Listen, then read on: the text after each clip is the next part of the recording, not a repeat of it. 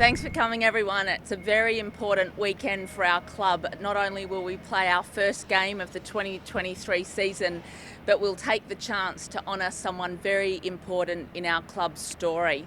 The North Melbourne Football Club will dedicate our round one match to Dr. Alan Aylett, who passed away last year. And it's hard to think of a more important person in our club's history. A talented player who then went on to become president and essentially drove our success in the 1970s, including our first and second premiership. A life member along with his wife Marge, a person and a family with a 70-year history at our club. I'd like to welcome today two of Alan's sons, Rick and Tony, along with two of his grandsons, Sean and Tom. It gives me great pleasure to announce that from tomorrow, the club will rename the two ends of Marvel Stadium. We'll name the northern end the Arden End in perpetuity to reflect our permanent home in North Melbourne. And we will take the chance each year to honour an important person in the club's history at the southern end. And for 2023, that person will be Dr. Alan Aylett. And I can't think of a better person to start this naming of the ends for us. I'd now like to hand over to Alistair Clarkson, who will coach his 391st game of AFL football and his first game for the North Melbourne Football Club as a coach. Yeah, thanks, Jen, and what a great honour it is to be coaching this club, and particularly given that my previous association with this club, Alan was so hugely connected to the club. He's been a pioneer for North Melbourne, but even beyond that, he's been the godfather of the national game. The great stadiums and the national competition was the idea that was generated by Alan back in the 1960s and early 70s before he became president of this great competition. So not just North Melbourne people, but every supporter in the land has probably got some reason to be indebted to the contribution that Alan Aylett's made to this great game. Jump in. Clarko, 391 was it? What's this one feel like? Yeah, well, it's pretty special because it's back at the home club. You know, our club's been particularly unstable over the last little while. There's been a lot of change at the club, and some of that has been because of COVID. You know, there's been a lot of instability in everyone's lives really over the last 3 years in particular, and we haven't coped well with that instability as a club. So we've got a chance now with Sonia being in her role less than 12 months. Now we just heard from Jen. She's been in the role only a couple of months. Myself and Todd have only been here for 3 or 4 months, and we've got 2 new co-captains too. So they're probably the key pillars through the football program in particular. You need really strong alignment, and that's probably what we've been focusing on for the first little while. The on-field performance will probably track behind that a little way. But if we get the stability and the relationships right within our footy club, then we're really confident we can climb ourselves back up the ladder again. What is your expectation on field then in these first couple of rounds? No coach really has got any clue. Like we saw last night, you know, I spoke to the players early in the week and said there's going to be 9 winners and 9 losers this week, and then it made me a fool last night when there was a draw in the first game of the year. So, listen, it's every scribe will have the winners of this round, you know, going on and doing magnificent things, and the losers will be deemed to be. But this week's 4 points is no more important than next week's 4 points and the week after that. And so we'll just keep chipping away. We know we've got a lot of work to do as a footy club. We're 18th on the ladder, but right as we sit now, there's 17 other clubs with us. So we just got to forge our way, and knowing full well that if we get the stability of our club right, then the improvement of these young players is going to occur and evolve. Harry Sheezel debut. How excited have you been watching him over so much? Yeah, well, he's there's a whole influx of new players to our club, some of which have come from other clubs. You know, in Liam Shields who from Hawthorn, who makes his debut for the club, Griffin Logue from Fremantle, and Darcy Tucker from Freo as well, and Dan Howe. They've been really influential, despite only 2 of them being able to play in this first game. The other 2 have been terrific, but they've just had a couple of niggly injuries that they're unable to get out on the park for this particular game. They're playing in the VFL game tomorrow morning. But the young kids, that's what keeps me involved in the game. The injection of young talent and their enthusiasm, their optimism, their excitement, and to think that they want to use old fellas like myself as mentors that can help them along the way. Their journey of AFL footy is pretty special. Keeps you young, but yeah, I'm loving my involvement and right back at the coalface. So excited to be back involved at the Kangas, where I obviously spent a lot of time as a player and follow in the footsteps of a great mentor of mine in John Kennedy Senior. Have you changed much about your style of coaching in terms of relating to those younger guys you speak of? Well, strangely enough, if anything, your relationship becomes a little bit closer with them, because I heard Craig McRae say during the week, these players you've got under your guard, the older you get, the more that they feel like your sons. And that's I've got children aged between 24 and 18, which is so similar to the ages of a lot of these players.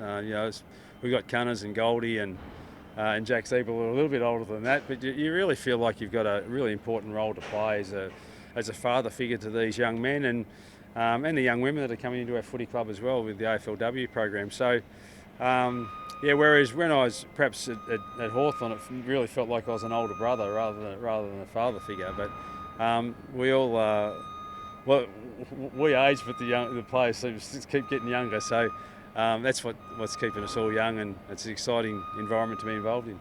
You mentioned Goldie there. What was the reason for leaving him out for tomorrow? Yeah, really tough call for us.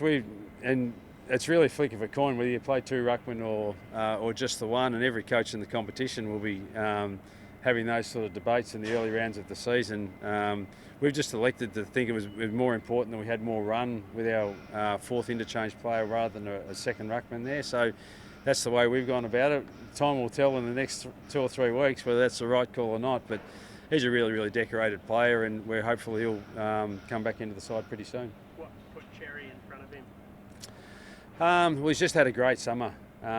He's continued to improve as a player in his application to his training, and ultimately he's the future of our ruck division at the footy club. Goldie's been a great stalwart, but the future in terms of the next 5 to 10 years is going to be with a newer guy coming in, and he deserves his opportunity. So he's just got the nod just ahead of Goldie at this point in time. How did Goldie take that news? Yeah, well, he's disappointed. Obviously, these guys they're such proud men. They've played the game for a long time, and there's a reason for that, because they've got a real pride in their performance. And but he's also all about team and all about club. So he's taken it in the right way. He knows he needs to perform well and give himself a chance to come back into the side. Cam Zurhaar, how are you feeling about him going fitness-wise? Yeah, well, he's been selected to play, and he trained this morning, trained yesterday as well. So unless he has a hiccup in the next 24 hours, we expect him to play. Every player in the competition is going to get gassed at some point in time in this game, and Cam's no different. We've just got to manage his game time and make sure his energy's there for the contest, and hopefully he'll be able to make a solid contribution for us. How far on is Taryn? Well, he'll play another game of VFL tomorrow, and obviously there's three sort of things, 3 buckets that he needs to address. The one is with the AFL integrity and the police. There's another one within our own club, and then there's the football conditioning side of it. And he's continuing to tick those boxes. And when we get a green tick for all of them at some point in time, but we'd expect that to be in the next 3 or 4 weeks. There was a bit of a hot one for you tomorrow. I think it's 37 is the forecast. It's always a great start. What do you reckon? Roof on, roof off? Like you got pressure? Well, we haven't got a choice of roof on or a roof off. I think the roof's going to be on tomorrow, so it'll be closed, which will take us a little bit out of the direct sunlight. So that might help a little bit. But with the roof on or closed, I reckon there might be a lift in the humidity in here with 30,000 supporters more than likely, and a fair few players running around that are just going to get a bit sweaty, I reckon. So, listen, we're just excited for the environment. We'd play anywhere. Remember being involved with Hawthorn and playing a game in the snow in Canberra about 3 or 4 years ago. So, just take us anywhere to play a game of footy. We'll be happy to have a go at it. What did you make of the surface? You had a good look earlier. Yeah. Oh, listen, they do a remarkable job. The ground staff. A little bit like Dimmer, I can't complain too much about these concerts on the ground because to have Ed Sheeran and who was the other cracker? Oh, Harry. Yeah, I shouldn't forget Harry. My daughters will be very disappointed I didn't just have Harry clicking off my tongue very easily. But it's great for this country and great for this town that we can attract those type of international artists to our city. And so if it's they just do a great job patching up the ground and getting it back ready for us. So we've got no qualms with the surface. Alistair, just on some of the news during the week around concussion, during your time as coach, have you seen the emphasis shift away from perhaps what the coach says goes more towards what the doctor says goes? Yeah, well, that has been the case in certainly my last 20 years involved in coaching. Is the doc has always had the most say, and to be fair, I think there's been so many rule changes. The game itself, whether it's to do with Aussie rules or whether it's gridiron soccer, horse racing, all these different sports right around the world that have got risk of some type of any injury, let alone a head injury, then a lot of sports have taken a real proactive approach to try to get this as safe as it can possibly be. But there's going to be some elements of our game, riding a horse, getting in a car, driving, whatever it is, there's going to be some element of anything that we do where there's an element of danger or risk to it. And Australian rules football is one of those. So the league over a long period of time has done an enormous amount of intervention to try to make the workplace or the field that we play on as safe as possible. But the medicos have been right at the forefront of that. And like 30 years ago, some of the research done around the brain just wasn't there. Very few knew, and there's still a lot to still learn about the brain. And so we can sit there and say now, oh well, all these things that happened 10, 20, 30 years ago, we should have been better. But no one knew, and not even the player knew at that point in time. So we just got to continue to learn, continue to educate ourselves, continue to make our sporting field as safe as it can, not just Aussie rules but all sports. And the progress that has been made in my time in the game has been significant. So with that said, with all the litigation flying around at the moment, are you ever concerned that you or the clubs you've been involved in will be embroiled in any of that? We just got to roll with whatever comes our way.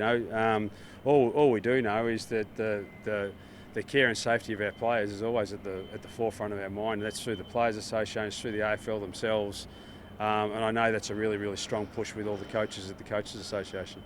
Alistair, the interview that you did where you spoke about your interaction with a journalist earlier in the year where you said you couldn't promise that it wouldn't happen again, are those comments that you still stand by in hindsight?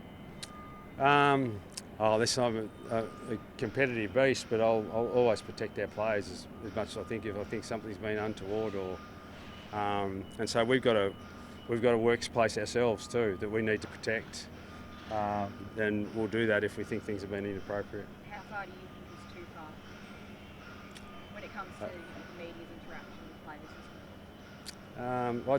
I think it's too far when your workspace is what's the word I'm looking for? All I'm saying is we've got to workplaces too. We'd like that to be respected as well. Have you had a chance to speak to the investigators on the Hawthorn matter yet? No, I haven't.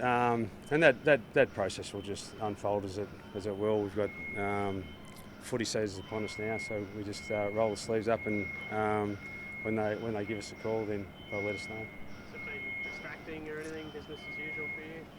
I still need to address it, of course, from time to time with trying to understand where it's all at. But by and large, the fortunate thing, I've got 45 players that are trying to be the best that they can possibly be and climb themselves up off the ladder. And fortunately for me, that's where most of my focus has been.